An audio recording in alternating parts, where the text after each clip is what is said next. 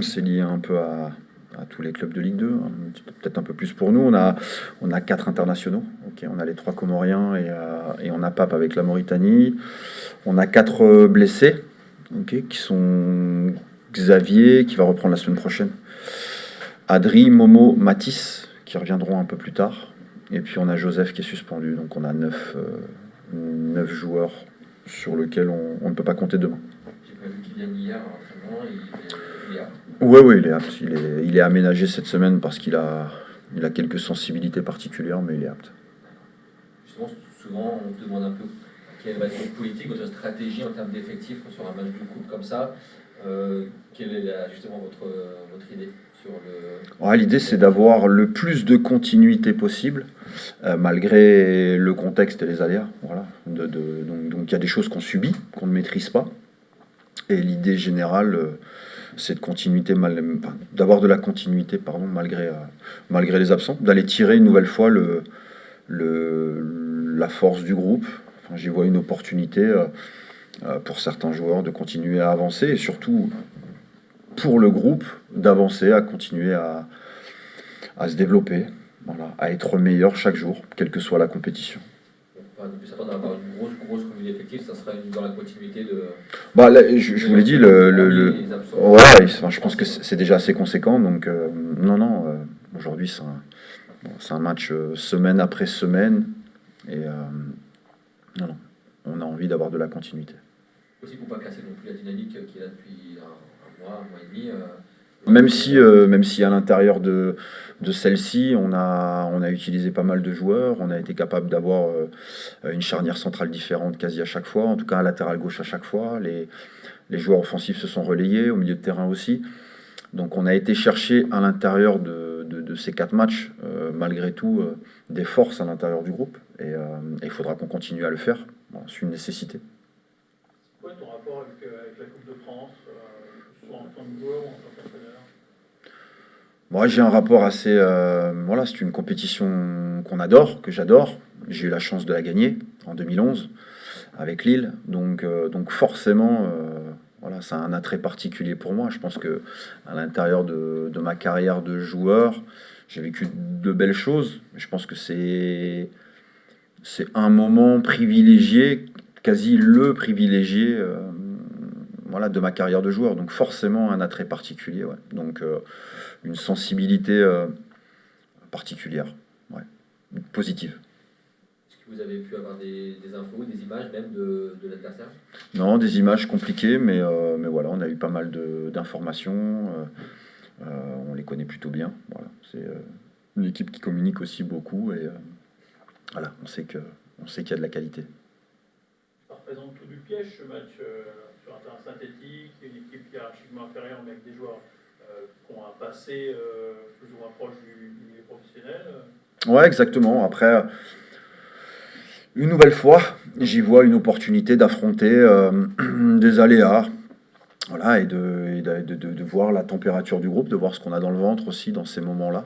Voilà, c'est des choses importantes, mais ça fait partie de la Coupe de France de subir ce genre de choses.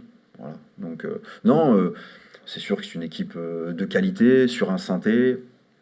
Euh, donc oui, forcément, un brûle-pourpoint comme ça.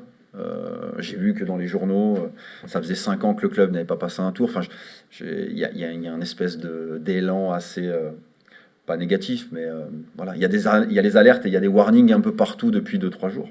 Et je pense que c'est la meilleure chose qui puisse nous arriver. Voilà. Parce que déjà, nous, voilà, dès le match du Red Star, on a axé sur de l'exigence et une forme de continuité à avoir. Parce qu'aujourd'hui, on voit que si on n'est pas dans ce cadre-là, on n'a aucune marge. Et donc, c'est un leitmotiv quotidien pour nous et encore plus entretenu durant la semaine. Donc voilà, on sait ce qui nous attend demain et une nouvelle fois, on y va avec l'envie de voir une équipe et un groupe.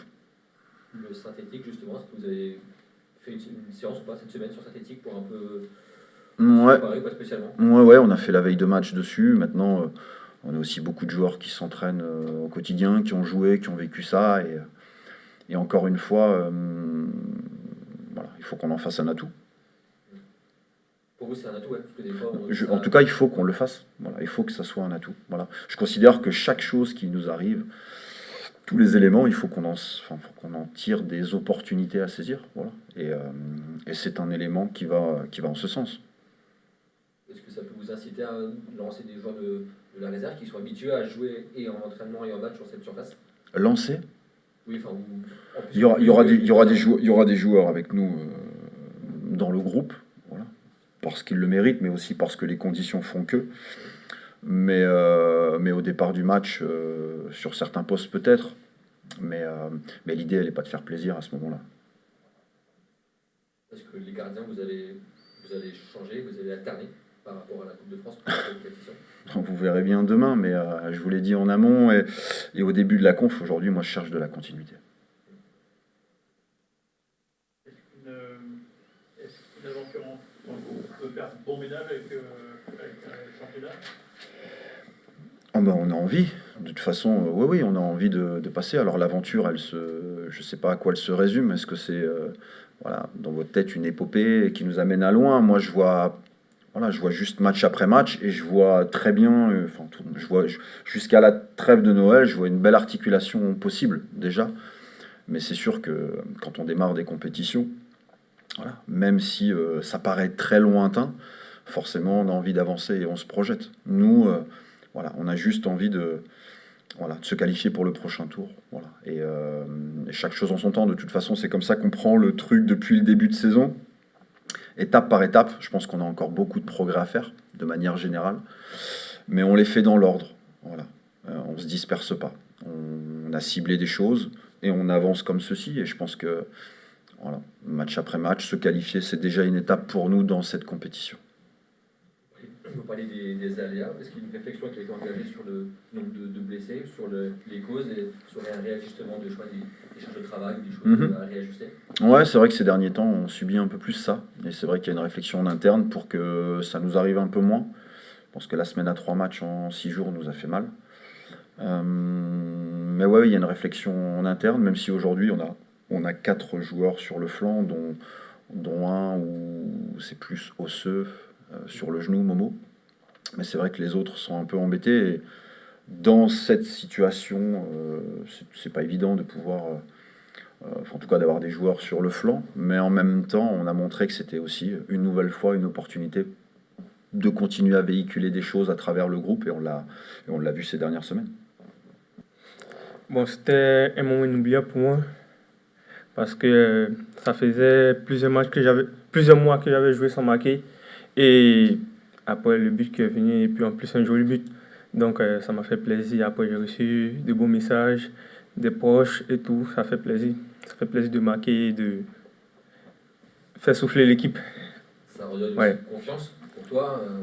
Tu n'avais pas marqué, comme tu dis, depuis quelques temps. Là, tu rentres à peine et tu marques, ça t'a donné confiance pour la suite de la saison. Ouais, tout ça fait partie de mon effort. Parce que je travaillais la semaine, je bossais dur, je répétais les efforts et tout. Donc je pense que j'ai été récompensé. Tu as forcément envie de surfer un petit peu là-dessus, sur le match de Coupe de France qui arrive. Tu vas pas dire si tu vas jouer ou pas, mais on peut imaginer que tu vas être relancé en tout cas sur ce match-là. Tu as envie de surfer là-dessus pour continuer à performer?